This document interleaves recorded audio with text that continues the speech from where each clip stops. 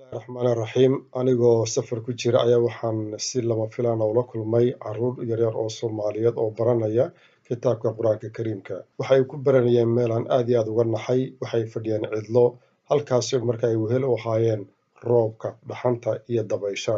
Waad arkaysaan sawirkaasi halkaa ayaa u ah guri hoy ama meel wax ku bartaan.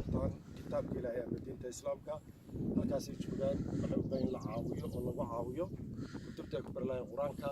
barnaamijkaas ku dhigta makrasa Quraanka in meel loo dhisay ku xafidaan kitaabka Ilaahay marka walaalayaal arkaysaan waxaan rajaynaynaa inaad ka daba doontaan dadka masaakiinta inay bartaan magaca Ilaahay diinta Islaamka in ku soo gaartaan oo dhistaan hoy ay ku bartaan diinta Islaamka.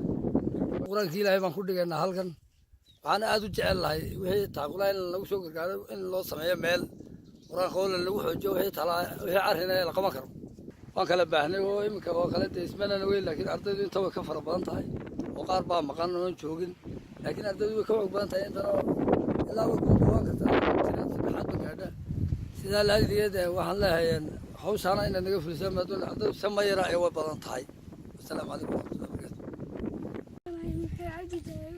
halkan quraan baan ku naqaanaa waxaan doonaynaa in wax loo dhiso.